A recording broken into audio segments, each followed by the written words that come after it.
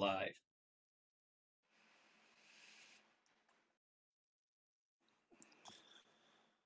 Hey guys, a quick idea before we actually start. All right. Can we just have 15 minutes of silence? In remembrance of all the boys we lost along the way. We're just talking about season 1, I'm assuming, because there were a lot of boys lost along the way. Well, I mean, no one dies in season 2. Okay. Yeah, not a single person dies in All right. season 2. I'll take that as you It's guys. kind of a weird. It's really weird. It's like It's kind of strange, yeah. It's like one would think, right? you'd think Considering like that the traffic, as tensions get higher, more people would die. but That's no one absolutely even gets wrong. hurt. Nope. In fact, most of it's just boardroom meetings talking about stocks. It's strange. It is. Anyways, hello everyone, and what's up? All right. Man, that's a good intro, bro. Good intro right there. You know, I thought about doing the full thing, being like, "Hey, this is the name of the podcast. This is who I am. This is what we're talking about." But I don't give a shit about formalities. All I want to do is raise my flag. Oh yeah, well, I think it would make sense for us to introduce the podcast, introduce ourselves. I don't think we should. I'm not gonna introduce myself. Introduce what we're covering. covering. Can't make me, Brandon. Okay. Brandon, you can't make me. Okay. Are you going to incur the wrath? Are you going to incur my wrath, Brandon? I can't right make now, you. Right now, you sound like those mercenary people, and we're the Tekkadan, and you're trying to use us to fight your shitty battles. That's right. I ain't gonna fight any more of your shitty battles, Brandon. No, I refuse. I wasn't. You know what? Fuck you and fuck your shitty battles. Are you that dude with the Adolf Hitler mustache? Is that who you are, making me have a name? That character is actually a little bit funny. I thought he was gonna be a goon that was gone, but then he shows up later. He's still a goon. He's still very much a goon. Oh yeah, he is still very much a goon. I just thought he was gonna be a goon that just disappears, not a goon that comes back. I mean, that's very fair. Okay, this is how we need to have a format to this, because if we just talk randomly about things we saw in the show, this will make no sense. That's true. Well, yeah, last time I think we were a little bit more organized because Nick had some things going, like Of course. Yeah. But I figured no one enjoyed the rigid format, so I just yeeted it out the window. I mean, that's fair. But like, I think we should go with something more freeform, but still have like a baseline thing to rely on. Yeah, it gave us some directions, so we had something to go on. So if we are like, yeah. The main problem is there were questions that none of us knew the answer to. Yeah, that too. That was very. I mean, as a Gundam fan, I could ask more questions you don't know the answer to. And that's not a good idea, in my opinion. What do you mean?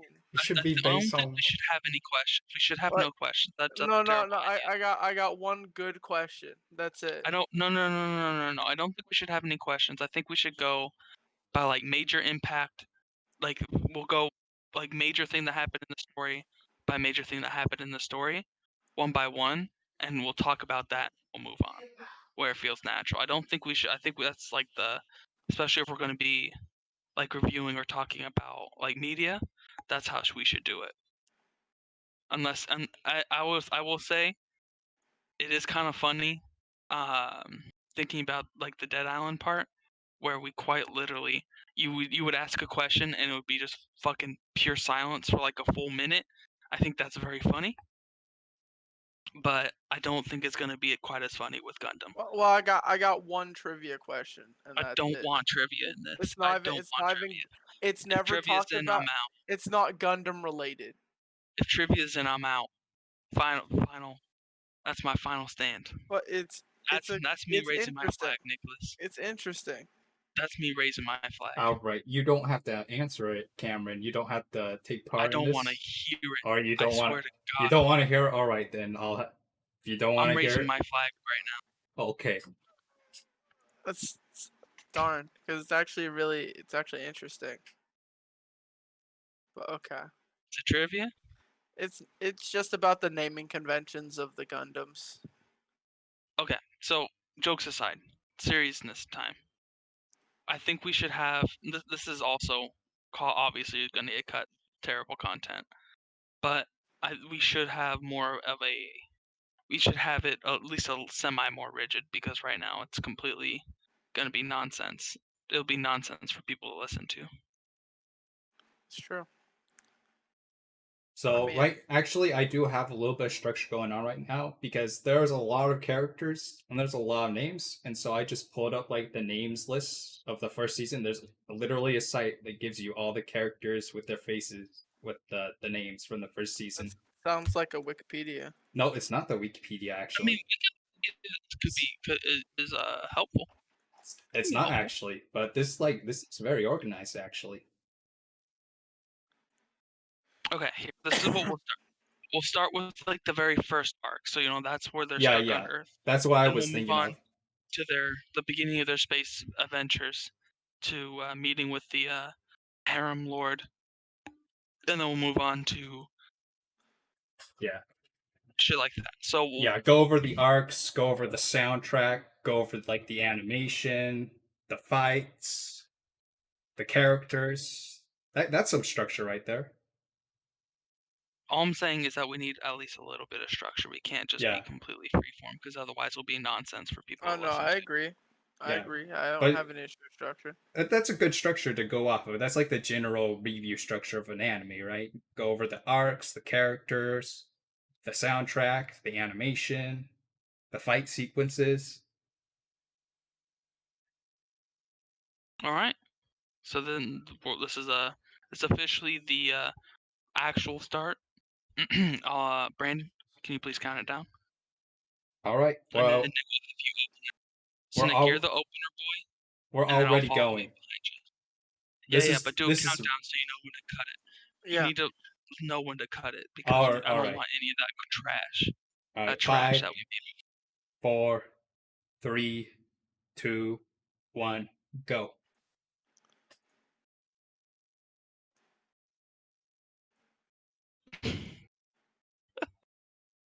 Oh, you don't like the awkward silence? Hello, Awkward everybody. silence. Welcome to the Scuffed in Space podcast. We're gonna talk about some nerd shit, and this week we're gonna be talking about Gundam Iron-Blooded Orphans Season 1. We all watched it. Well, some of us watched all of it. Some of us only had time to watch the first season, so we're gonna keep it to the first season. And other people speak, For this please. specific round we're gonna do season 1 this time. Next time we'll do season 2. Actually, no. Next time we're doing something else. Next Okay. time we're doing Occult 9, actually, you idiot. Oh yes. All right, thank you, but go on, David. Nick. Go on with the introduction, Nick. So Gundam Iron-Blooded Orphans is unique in the fact that it's one of the few Gundam series that aren't actually related to any of the other series. So it's like a good starting Gundam series. I am Nick. I'm the resident Gundam fan, and I will try not to be an obnoxious cur like most Gundam fans. I'm Cameron. I'm the relatable sidekick. The Simone of sorts. Soon I will be deposing Nicholas of his annoying Gundam fan and taking it for myself. All right. Is that all you have to say with your introduction, Cameron? Brandon, this is the most. Fucking This is the speak. worst media I've ever Speak. heard in my entire Speak, life. Do Brandon. not be scared to speak. Speak. Well, I'm just Go. making sure so I don't butt in if you weren't This done. is an audio medium, Brandon. If Always there's any speak. If silence there's silence, whatsoever, it needs to either. It's All right, there are all right, reasons for all right. silence, and now is not the time. No, I'm still a novice. I'm learning as I go. Okay. how All right. dare you, fucking Brandon? Oh, You're- how? Yeah. Oh, yeah. How Brandon, dare I? You're being as I'm sorry. unmemorable as the early antagonists of the first season. Wow, that hurt, man. Oh, dang. You're that basically hurts. like that first set of pirates that they fought. Wow, Yeah. that is Holy. Except you don't even look kind of creepy or cool. You don't sort of look like a pedophile. All right. Okay. All right. I'll introduce myself. I'm Brandon. I'm the other guy in the crew. I'm sort of like, oh, if I could compare myself to one of the characters, I'd probably say, oh boy, I actually don't know which one. My brain said McGillis, bro. That's what just made me laugh so hard. No, what the heck? All right, McGill's is cool. But, he he is a little creepy. And I'm not referring to his engagement. I'm referring to like he's like a cool sort of like anti-hero. What the heck is he even doing? Hey, Sammy, can you introduce yourself, please, so we can get past this? I Lloyd, can imagine Sam's Lloyd, face when. may I please speak to the people? Yes, you may. Yeah, you may speak. Oh, I'm Sam. I'm apparently a serf of this broadcast, and I'm here to give my opinion whenever my Lord and Savior allows me to speak. So thank you for having me. That's some fucking cringe that I just heard. You're unadulterated cringe. A lot of cringe occurring. Okay. This is the worst shit Let's ever. start off talking about the first episode. So I'm gonna be honest here. I watched this on release, and I'm gonna tell you my initial first reaction when I saw it. I fucking hated the art style. I had to grow up because it looked weird and super anime for a Gundam series. I know that's weird to say, but like I hated the art style. I've come to love it. Oh no, I totally agree with you. I didn't initially, hate it, but I agree it is weird starting out. It's like got that like Duran Lagan kind of look to it, you know. it definitely it doesn't look like a regular Gundam series. And so yeah, I definitely had some struggles with that. Though I have to say, I really do like, and this is something you'll notice really early on. There's, as far as I know, there's no actual beam weaponry in like the first season, and that's very unique. There's no other Gundam series that doesn't have beam weaponry. And so when you see like the people in the weird little tank thingies in the beginning, like those generally don't exist because you'd kind of just laser through that shit immediately. So I thought that is very interesting, just world building wise. Is a very interesting part. Well, yeah, that goes hand in hand with the lore, because of like their current like Gallarhorn and like Earth consider the old technology to be like barbaric and like a relic of a war they would like to forget. And so they like put all that ancient powerful stuff aside and consider it like devilish material.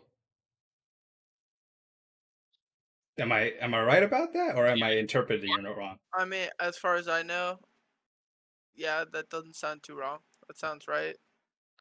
But yeah, it's just I think and one of the things that kind of struck me that was a little interesting, not even interesting, is like kind of confusing, really, is the amount of characters immediately. Was a lot. Oh, And for sure.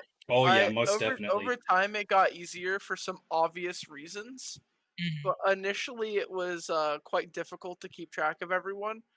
I could just kind of like, I could remember the main two and the engineer guy, and that's pretty much. What and about Guts, like Space Guts? and just Yeah, Guts, yeah, and Space Guts. Space Guts and like It's Dante. I really like Dante. Space Guts. Oh, Space Guts, Akihiro. I remember. I know definitely Biscuit. I remembered more because his name's Biscuit. Oh man, He's a husky boy. One would say thick. A thick boy. A But fat ass, maybe. oh man. Someone's starting to sound kind of like a McGillis right now. And jokes aside, Biscuit's cool. Biscuit is a best boy character. Biscuit is the best. I just witnessed that a few hours ago too. Dude, Dante is the king of kings, man. What I would have thought that you of all people, Brandon, would have loved. Okay, who's Dante in this? Does he do more in He's the season 2? red-haired- No, he does do more in season 2. I'm looking at he's the the character main sheet right now. Dante is he is a background character sorry, amongst background characters. Yeah, the same He's as like the Chad. king of background He's Chadan tier just of like of memorable character. don't remember But him like at all. that very in the first season when he was just like hacking into what are they, the guys that work for the Yakuza? I can't remember their names currently. Gallahorn? Teiwaz? No, Teiwaz. the guys that work for Teiwaz, the ones that got them into Teiwaz. Oh, Turbines. Naze Turbine? Badass. Yeah. When he was hacking into his ship, that was badass, man. Oh shit, yeah, he did have one moment. He had that moment. That moment was beautiful. I loved him for it. But moving through kind of the early part of the first season, I think it's really unique because generally in Gundam there's child soldiers, but there have never been children as aggressively willing to be soldiers I think I've ever seen.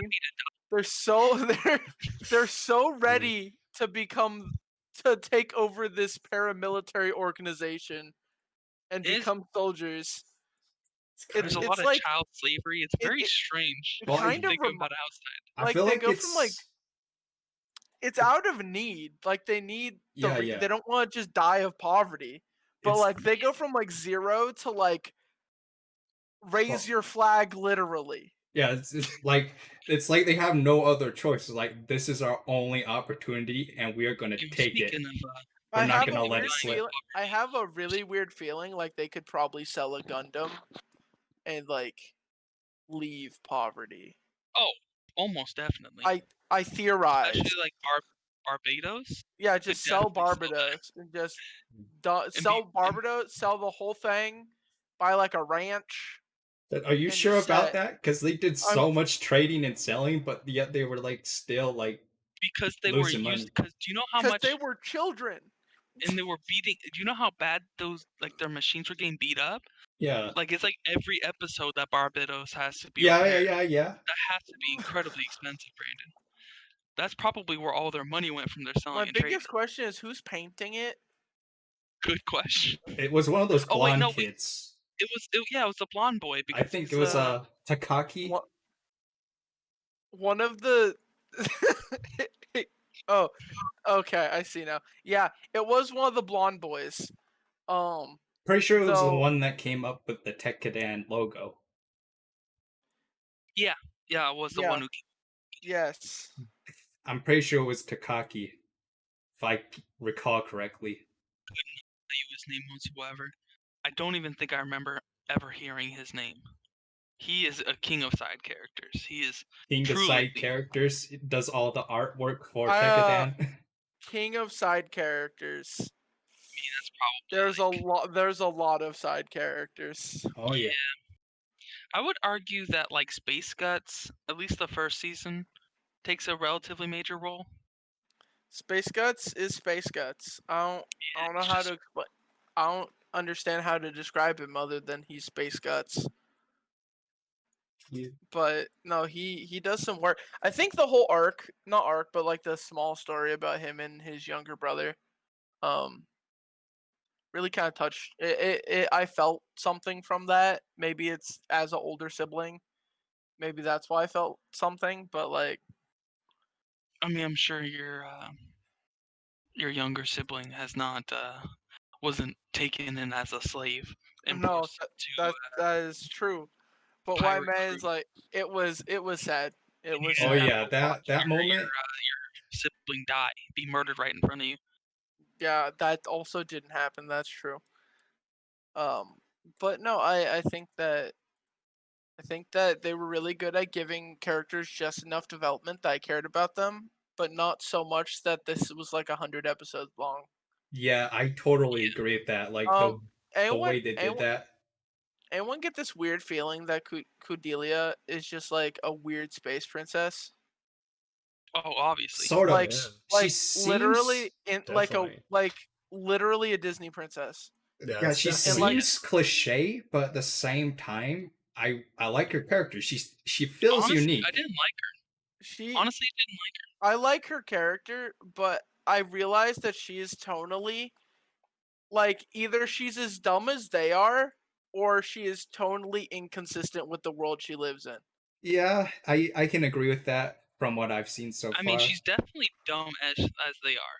Like that's clear as day. She's definitely not Oh super yeah, when intelligent. she She gets played like a freaking fiddle, dude. and like the halfway through the first season when they're at the Dort colonies in space, and then she literally runs out during the protest where she was told, "Hey, don't go over there. They're trying to kill you." Okay, And I then she gotta- goes over there. Can I say something real quick? That I had a thought of the protest. I thought it'd be really funny if the main characters got in a situation where they literally had to join it and start storming the Capitol. I thought of that and I'd be like, that would have been pretty good. Like if Oigetsuki was like carrying a flag, but like, this is what you get, or something. I have to say, I really have to sit back and think to myself, like, why did Crank think that honor was what these children would be utilizing in combat? That didn't make a lot of sense to me. You're literally getting beat up by Rwandan child soldiers. Like, It's I I don't recall him understand. ever saying anything like that, or he like Dude, sort it of was vaguely literally said like- it. No, dude, he was like, One-on-one me, let's have an bro. honorable duel. And Mikazuki's like, I'm gonna tear this motherfucker apart. When Also, when did he say that? Ein is like pound for pound one of the dumbest people in the entire show. Oh yeah, definitely. He's real. I Like do. the weirdest thing about Ein though, and I think this is maybe like an interesting deconstruction. He's such a like Gundam protagonist. Like it's almost like they took a Gundam protagonist and put him on the wrong team. Mhm. Because like how he looks, how he acts, like Yeah. all of it, he's such a like Gundam protagonist. Because to be honest with you, two main characters of this series, like Mika and Orga, not Gundam protagonists. They're not the type. I mean, to be honest, they really feel like it was carbon copied from Tengen Toppa And Gurren tough- Lagann. It does. Yeah. They feel like really that. do like have What do a you mean? Summon You and got- a Kamina you got energy. you got Brown Kamina and Psycho Simon. It's they got it. That's literally how I would describe it. They got it, yeah. Well, I think I like this duo a little bit more though. I like Mika and Orga a little bit more. Because Orga's a lot smarter than Kamina. Yeah. Is that and Orga lives longer. And he doesn't die out of stupidity. he doesn't die episode 7? Yeah. Oh, I mean, to be spoilers fair, for Tengen Toppa Gurren Lagann, I guess. I mean, to be fair, you know, they're totally completely different. You know, Oh yeah. Girl Lagann is about I would actually argue that the second half of Gurren Lagann has a lot more in common with this series. That's very fair, but its majority is about a boy growing up, and this one is a lot less like boys growing up because the boy's already mentally grown up. Cut the 7-year-old Mika with the gun. Yeah, dude, that kid already growed up, bro. He's done. That kid, I'm not sure there's something in that kid. That's Really, the yeah. bigger question. Is there something in him? Does he have a soul? I don't know. I would put my money on no. He's definitely a manimal, Manimal, but not like wow. the guts type of manimal. Like Yeah, he's in a dumb goon. He's just a dumb monster. Just a savage manimal. Yeah. Feel like that. Yeah, no, the early episodes are really interesting. I think the ship is silly. It's like, how's that thing going through space? Are these children that competent? Feel like that. Because they I must. mean, you definitely have to suspend a lot of disbelief in order to watch this show. And then you have harem pirate. Wait, He's not a pirate though. He's literally a harem criminal. My bad. A harem smuggler. Is that better, Brandon? Smugglers are pirates, Brandon. He's literally a pirate. Okay, yeah, okay, maybe Sure. sort of. Brandon just doesn't want to call him a harem pirate. I understand. No, I like the harem part. I'm just like, Who's how is he okay? actually a pirate though? Because Who's the he is doing independent work, but like he does obey like the laws of the system he is in. See, I was gonna ask the next question of who's the best of his wives. But yeah, let's talk Not about even the a question. logistics of the space pirates. That's not even a question. Well, who is it then, Cameron? It's literally like the main wife. The main one, tan chick, very tan chick with the scars on her. Mita's Like that's great. not even a question. Why would you even try to Great. ask that question? when All you know great though. the answer already, Nicholas. Yeah, they're all All great. great. I like They're all the great. white hair one. I think I would do like the white one the best. Okay, I think. so You're am I the sick, only Sam. person in the You're right. first season that got like a weird amount of sexual tension? But never mind. I'm worried I'm gonna bring up something from a different season. The second So season. from the second season, yeah, because there's like two characters that have a weird amount of sexual tension. But I'm not sure if it's in the first season. I can't remember. I think I know who you might be referring to. Is it Orga and what's her name? Oh, Marybit right in front of me. The woman. Yeah, dude, there's a weird amount of sexual tension Yeah, between it's very those two. strange. It is It's very definitely a little weird. Yeah, I have to wonder if she too is also a McGillis. Well, there. I mean, in lore, he's like 16 or 17, That's which true. is not great, but it's better than McGillis with the 7-year-old child. Is she 7? She's very young. No, she's 10, I think. That's not much better than Yeah. 7. Not much better. Not much better. His Amoto wife. Oof, I hate that. Oof. Like that. Oof is right. Sorry, no, y'all are wrong. I believe she's 9 in the first season. Yeah, you're right. I just looked it up.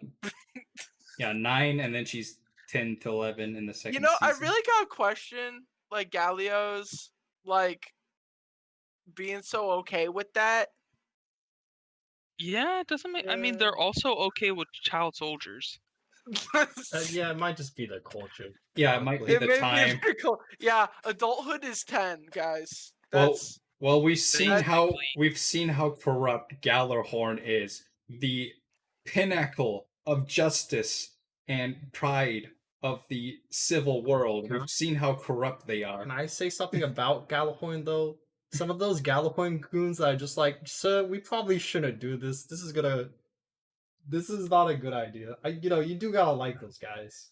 It happened like one or I two gotta times. respect how Gallarhorn isn't even necessarily evil. You know what I mean? Like they do. There's definitely bad people in it, but when you sit there and you look at like what they're doing, it's like they're stopping space piracy. They're stopping rebellions. I mean, not even rebellions. They're like stopping basically criminals. Space. I mean, And but you can look at like Dort, and they are just evil. Period. Yeah, they're definitely evil. Well, that's they're actually something I really like about the series so far, is it humanizes the antagonist very, very well. Like the backstories of like the 3 antagonists. Except like towards the very end of season 1, where it starts getting, I'm a big angry revenge robot. okay, No, one sec. I'm not talking about Ein. I'm not talking about Ein. We aren't there yet, squad. I'm talking about like Korta. Was that her name? I think space Yakuza are silly, but Space make Yakuza are sense. definitely do silly, make sense. but I love them. I love them think with all they're my heart. super dope. I also have to wonder why Gallarhorn doesn't just like attack their Citadel station. Don't worry about that. Don't worry about that. It's all due to they have the market cornered on spice, and the Gallarhorn loves spice, guys. I love the spice. They love the spice. Yeah, I think that definitely the middle part of the season's the weakest part. I disagree. I would say like the first 6 episodes. I would say until they say the word Tekadan for the first time is the weakest. Oh yeah, I would agree with Cameron there. It starts pretty slow, but then it starts, accelerating, and then it just keeps getting better and better, in my opinion. Oh, I also have to point out, like, the fucking... I can't pronounce the system. What that system is called that they use. Adjavani? Oh, the Okay, look it up. Adia Villanis or something. Yeah, that shit's nightmarish. Yeah, that's pretty. I legit ass don't know how it works. Like, they explained it, but like within how humans work, it doesn't make sense to me. So like, I mean, it's also an anime. You gotta suspend. it is. You're right. There's dumber things in anime. It's just like it like bordered on body horror when I first saw it. I was like, what the fuck am I looking at? Like, it really freaked me out a little bit. true. But I think it is interesting Like, because buttons on the back. they had to deal with the issue that a lot of Gundam has, which is there's always like the super pilots, and the super pilots are like genetically predispositioned to be better pirates. So like new types are genetically predispositioned to be better pilots, but like you don't want a story where the people are only good because they're like chosen by God to be a better type of human. So I can understand that, like, it's a lot. I feel like it's a lot more realistic in terms of like the characters, that they're this way because of a process and that they just got lucky. To survive it, yeah. Yeah.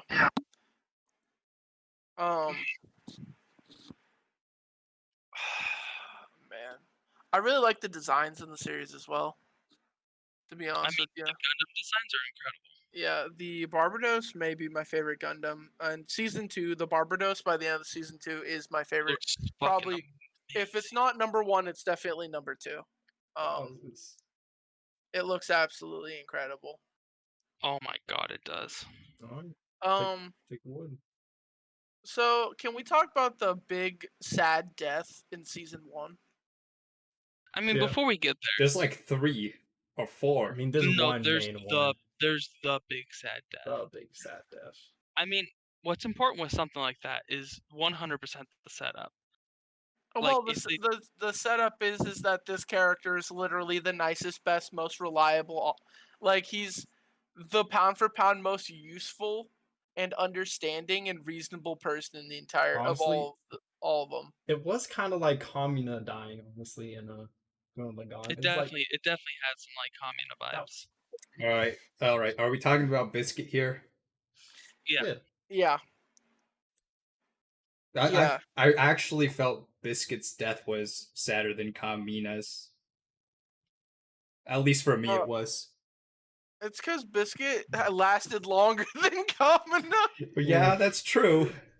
Also, Biscuit was legitimately... Well, okay, I'm gonna say something. I hate to say this because it always makes me sound like such a loser.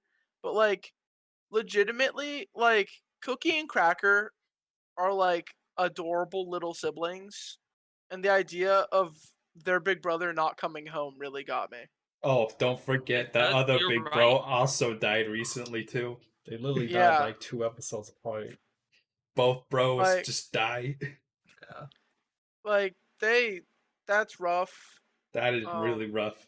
It really be But- like that sometimes, man. No, I guess, and in a lot of ways, like, it needed to happen. Mhm. Like, the moment I saw Biscuit as a character, I thought to myself, he's going to die. Yeah, it was was death flag. every- You know, Every episode, I was like, is he gonna die now?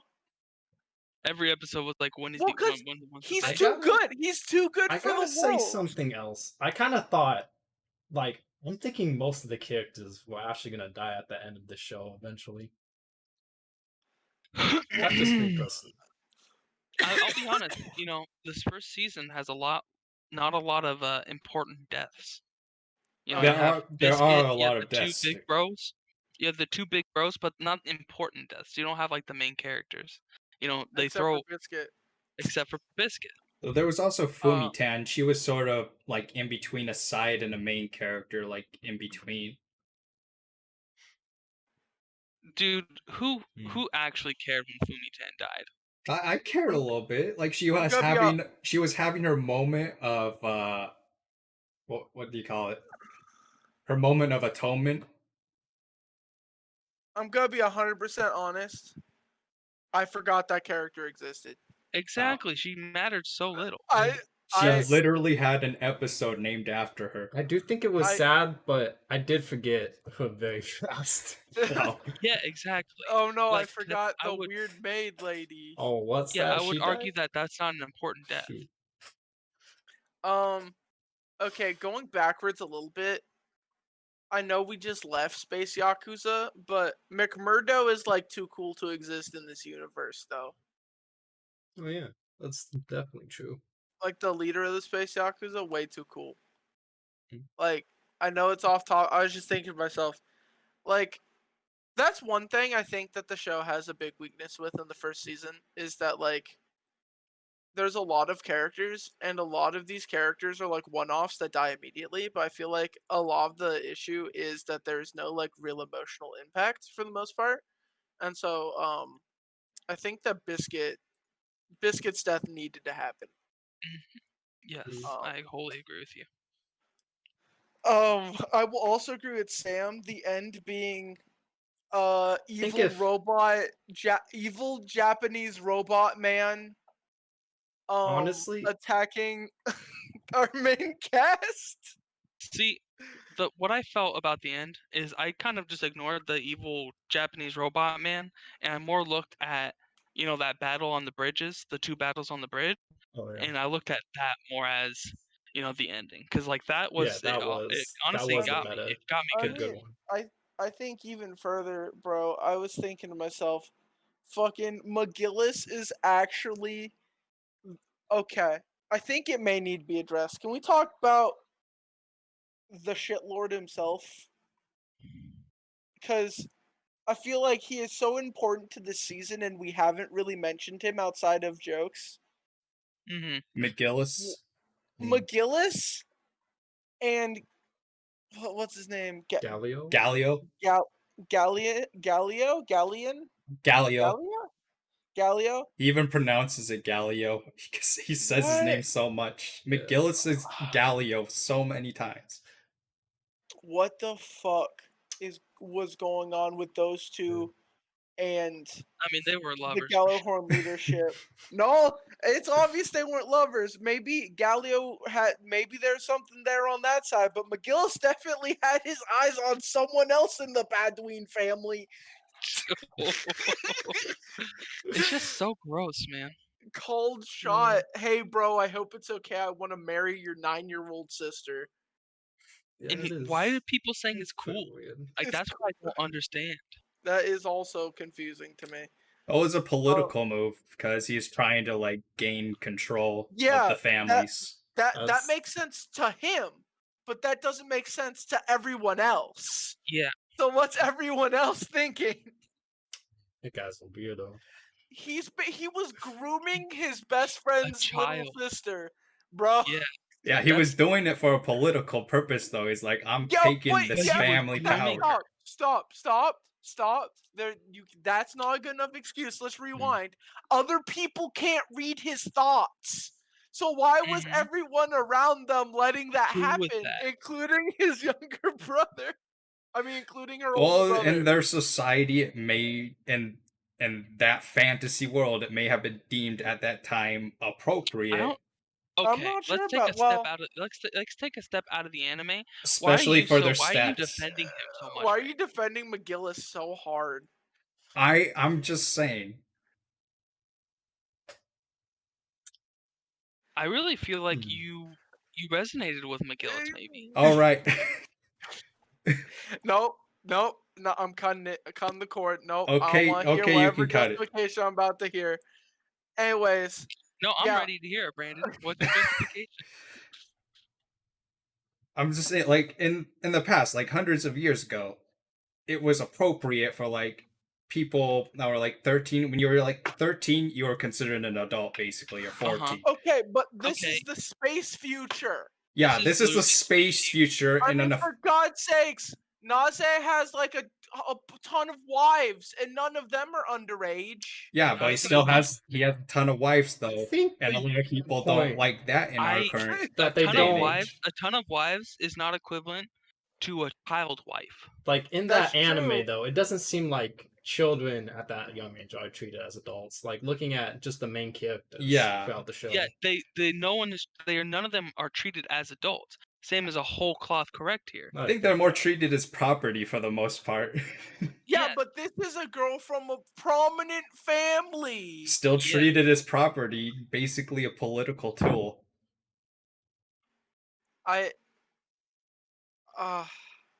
Am I wrong?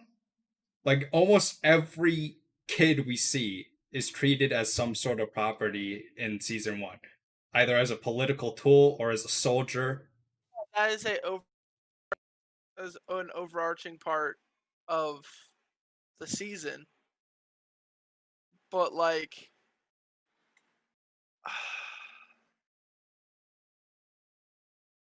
I don't know what to say, dude. It's creeping.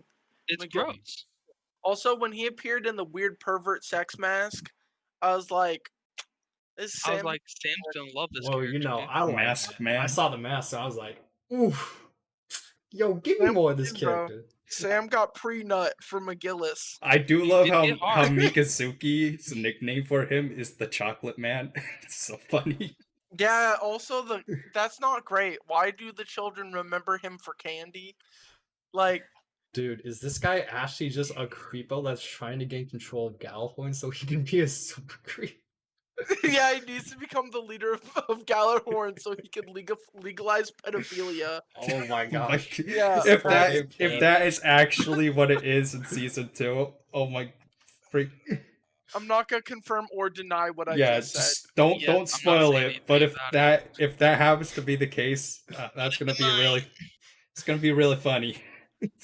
I did Funny? all of this just so I could legalize this, even could though I already Really had this. marry the 9-year-old sister of my best friend, who I killed at the end of this season. Yeah. Mind you, he killed both of his childhood friends. I feel like he might have some backstory for that, but we're not gonna see that backstory in a while.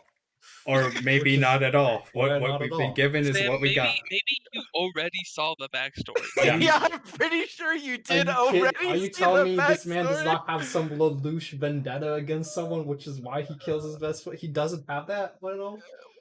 Dude, he really wants to fuck that child. Wowzers, man. Just wants that child. We figured it out. Cool. The whole anime. Whoops, McGillis McGillis is a pedophile. Gillis wants that kid. And he'll, Yeah. Oh my he'll take over all of Gallifloy McGillis and wants kill, that kid. kill all the main characters to do it. Like, I don't understand why, like, Gallia, why did you not question that? In fact, I have a lot of questions why Gallio didn't question a lot of things that McGillis was doing. Fair. It's like, oh, I'm just gonna let it happen. Meanwhile, I'm gonna convert Ein into a fucking villain of the week Godzilla villain. He did not convert him into a villain of the week Godzilla villain. He converted him into a final boss. Brandon, if you thought that was cool, you're dumb. Hey, that was the final boss of actually season 1. No, Hey, final boss of season 1 was me thinking about what McGillis is gonna do with all that was- power. That is all that power. Poor girl. Oh, that he needs more power. The only thing that can make McGillis a dumber character is if he had a twin brother. Oh, boy. bleh. Yeah, this isn't that Gundam series. That's a different Gundam series where one of the main annoying characters has a twin. A secret twin brother. Also, just like random black people in space, I gotta up it. I'm happy to see some random space black people. Oh, you mean like The issue I see with the that engineer dude? Is most of the random black people, space black people, are goons. Like you got the cool engineer guy who doesn't know anything. Dude, you And got then you have Chad. Got Chad Chad- and Naughty. Chad got that says like Orga? 4 words. Orga is incredible. Mm. And then you have a legion of goons that live to die. Well, question: is Amita black? Or is she just ambiguous space brown? I think she's like Indian. I think she's got like a she I- looks like ambiguous space brown. I'm not sure if I got the Hmm. Indian vibe off of Amida. I got. Actually, to be honest with you, she reminds me a lot of Catalina from Tekken. She's definitely giving me ambiguous space brown vibes. She's also tall and is best girl. yes, sir.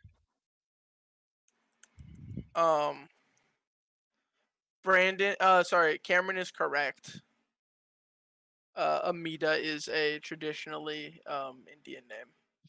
So Oh, so God, that's she is Indian then. yeah, maybe y'all didn't notice, or maybe it's not as apparent in this season, but all of the Gundams that are like actually Gundams are named after demons. But the show doesn't talk about that. It's just like a nice little side note. Mhm. Like Barbatos is a demon. Gotcha. Because Was if that you like was that the trivia you were trying to give earlier? no, Oh, I mean if you want something interesting trivia wise, I mean Naze is let's- pretty much just Riccardo Fellini from Gundam Build Fighters. Like they're almost the same person, except Ricardo doesn't have a harem. He just has the coolest Gundam of all time. I thought Barbados was your favorite Gundam though. It's number 1 or 2. He didn't say it's my favorite. He said it's one of them. It's a big difference, Frank. Like Oh, the Gundam okay. Wing, the Gundam Wing Fenice is super sick. Super sick. I think it's the energy cape that makes it so dope. Sounds pretty good. Wow, you had me at Energy Cape. You did have me at Energy Cape. You guys are unthinking sheeple. Hey, have you seen the ending Dude, of the? he wrapped the energy cape around his fist and beat another Gundam with it. I gotta give him ups on that. Like, hey, Is this the one where they like are doing like toy battles with the Yeah, Gundams? dude, his Gundam's so dope. The story of his Gundam is that he built it as a kid and he refused to switch to a better Gundam, so it's all beat up and customized. It's great. All right. Let's not ramble on too long. Yeah, we're because getting a we've been little at this bit for off like an topic. hour and a half. For what, 30 minutes or an hour? Has it been an hour? It's been about 30-ish minutes. Okay. We also really have just talked a lot about literally nothing. Yeah, This we is true. need more structure. So, like, how about let's well, go I'm over? gonna be honest. here. It's gonna be a lot easier to talk for an hour plus when you finish the whole thing. Yeah, Actually true. Because the first season is just build up to the second It's all season. setup. It's pure unadulterated setup. wow. Like the first half of Gurren. Because I feel like- like the ending of the first season that it could have just ended there. Like No, they. dude, the first season, like the second season, is the real show. Wow. All right, you guys are hyping this up. It's getting some God hype. It's Oh boy. dope. But I yeah, can I mean, feel the hype. I don't have too many more thoughts till we talk about season 2. I think the fact that the Barbados doesn't use a sword, instead uses like a lance, I think that's really cool. Well, he does use a sword in season 1. In fact, Mostly the lance.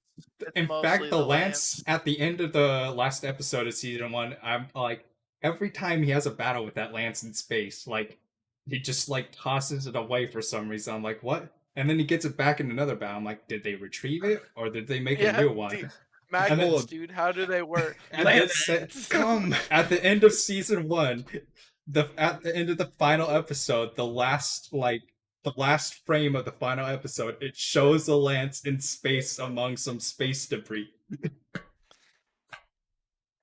Well, I like the idea of the lance, and we may be seeing more of it. So I think it's definitely a really cool weapon. I think the opening is dope. Raise your flag is definitely an incredible OP.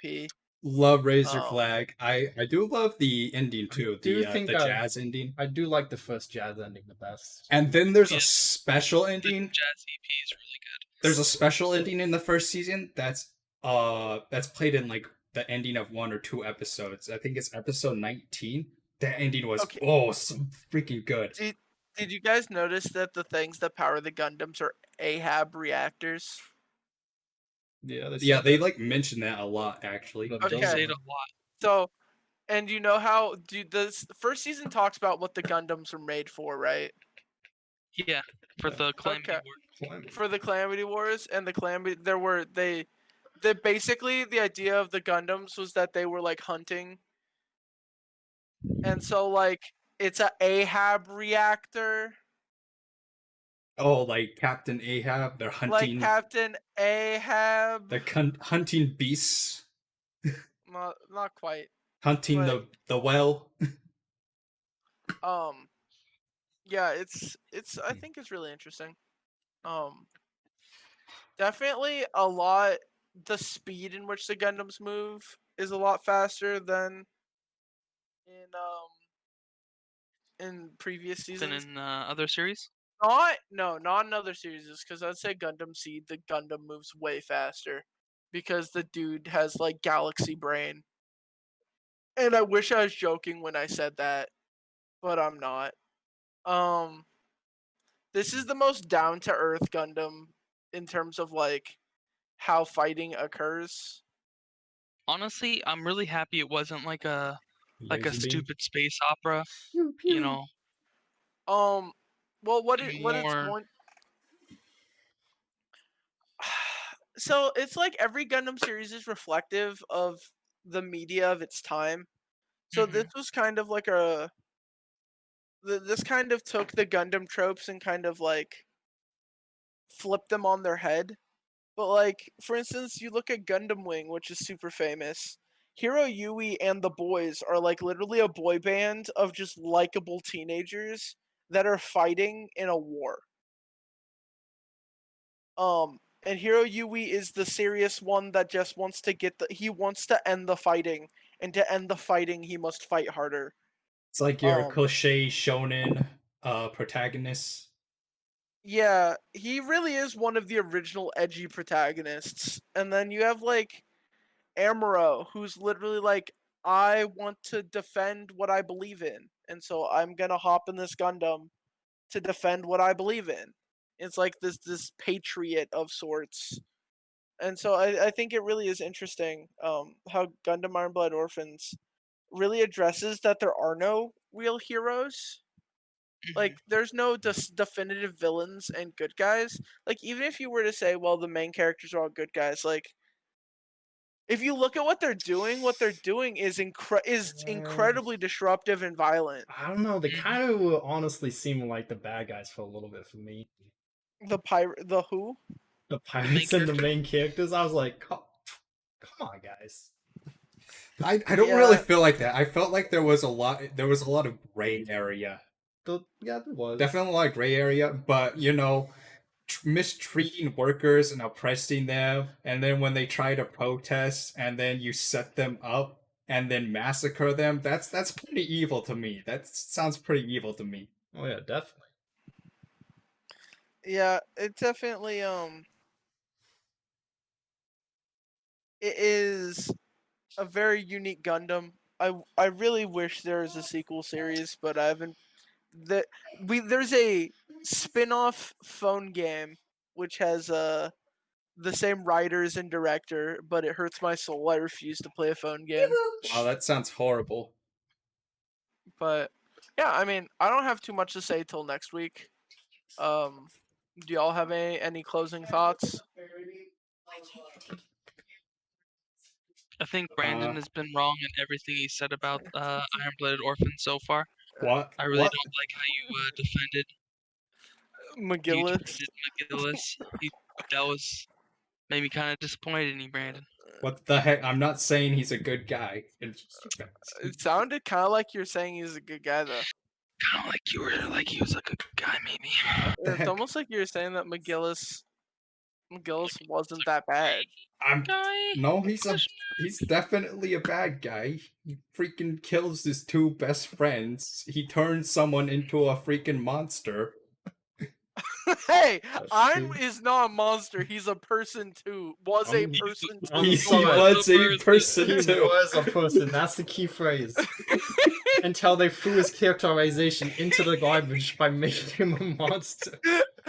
Ein is literally a shittier version of was it Suzaku from He is. from Code Geass. And that's kind of hard to do. Wow, That's hard to do. It's true. If I'm being That's honest. why I was like, they turned him to an evil Japanese robot. Like, what? Why'd they do that? What? thought- There's a lot. Dog, I I'm gonna thought. be honest. Iron-Blooded Orphans really feels like some people got together and watched some classic mech anime from the early 2000s and was like, we can do that.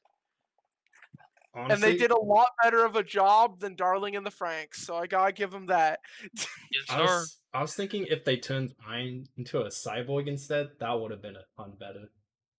Oh, They basically did that. No. Except He's a giant mech, not like a half cyborg. I'm talking like Hey, Jeremiah. he was still a cyborg. He still had his flesh intact. Yeah, but albeit that- he that had a wasn't- giant body I mean, of mechanical you guys armor. actually know what he was, though. Like, No, of course not. Then he explain it was to us. literally the main character. Like, not main character, but the whole setup of like what he became is a lot like some of the stuff from Zone of the Enders. And so a lot less cool than Zone of the Enders, but definitely reminded me of that because like there's mech pilots who are just like alive, but they're like they can only live within their mech.